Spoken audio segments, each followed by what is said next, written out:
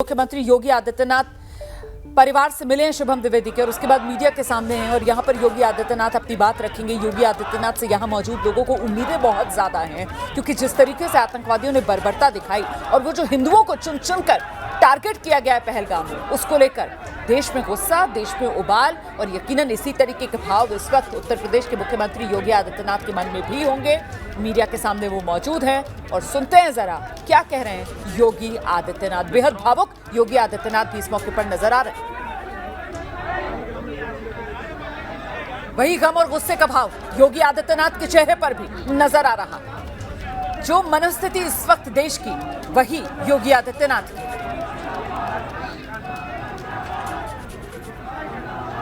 मित्रों, 22 अप्रैल को पहलगाम कश्मीर के अंदर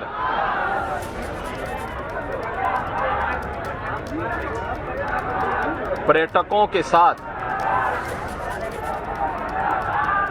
जो आतंकी हमला हुआ है,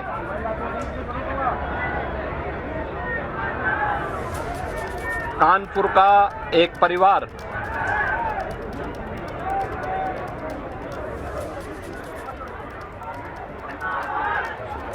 भी उस आतंकी हमला का शिकार यहां का एक नौजवान हुआ।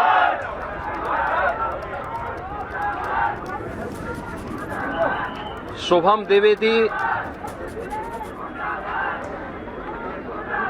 2 महीने पहले ही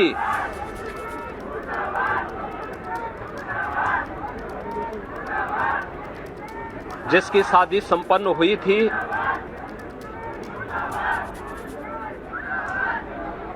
यह पहलगाम का आतंकी हमला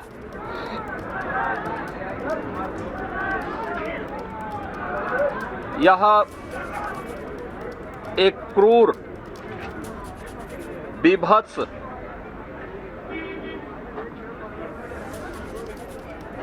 कायराना कृत्य है। न केवल देश ने बल्कि दुनिया के हर सभ्य समाज ने इस घटना की निंदा की है। यह घटना बताती है कि आतंकवाद अब अपनी अंतिम श्वास ले रहा है। निर्दोष पर्यटकों पर हमला जाति और धर्म पूछ करके बहन बेटियों के सामने उनके सिंदूर को उजाड़ा जाए, यह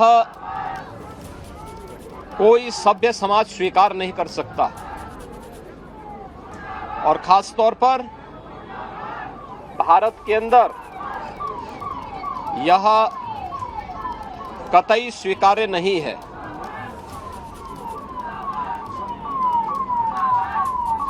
भारत सरकार की आतंकवाद और उग्रवाद के प्रति जीरो टॉलरेंस की जो नीति रही है,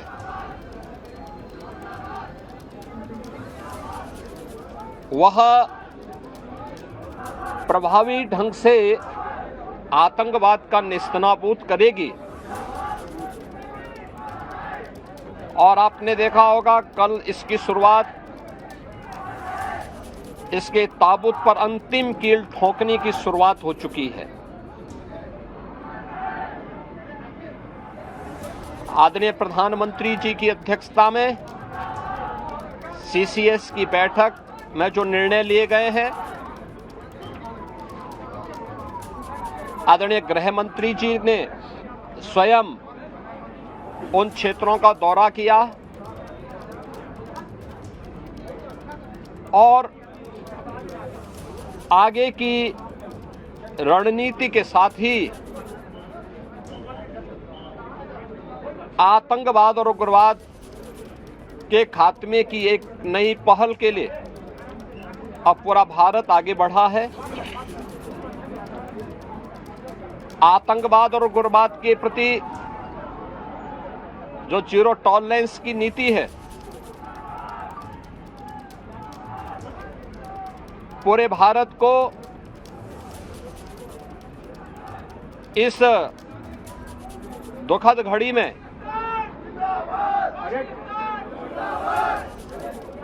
प्रधानमंत्री मोदी जी के नेतृत्व पर विश्वास करना चाहिए। मैंने अभी शुभम द्विवेदी के परिवार के सभी सदस्यों से मुलाकात की है। उनके पूज्य पिता से मेरी कल भी बात हुई थी और रात्रि में ही उनकी बॉडी यहां पर आई है। पार्थिव शरीर अंतिम संस्कार की प्रक्रिया के लिए आगे प्रस्थान कर रहा है। परिवार दुखित है। शुभम द्विवेदी परिवार का एकमात्र पुत्र था। 2 महीने पहले ही उसकी शादी हुई थी। परिवार दुखित है। मैं दिवंगत आत्मा की शांति की कामना करता हूं। परिवार के लोगों के प्रति हमारी पूरी संवेदना है। दुख की इस घड़ी में पूरा देश इस अमानवीय और बर्बर कृत्य की निंदा करता है और इस बात के लिए भी हम आश्वस्त करते हैं कि जिस तरीके से वहां पर जो कृत्य उन आतंकवादियों ने किए हैं, हिंदू मां बहनों के साथ जिस प्रकार की बर्बरता उनके सामने ही उनके सिंदूर के साथ किया गया है, इसी प्रकार से आतंकवादियों और उनके आकाओं को उसकी सजा जरूर मिलेगी। इसमें कोई संदेह किसी को नहीं होना चाहिए।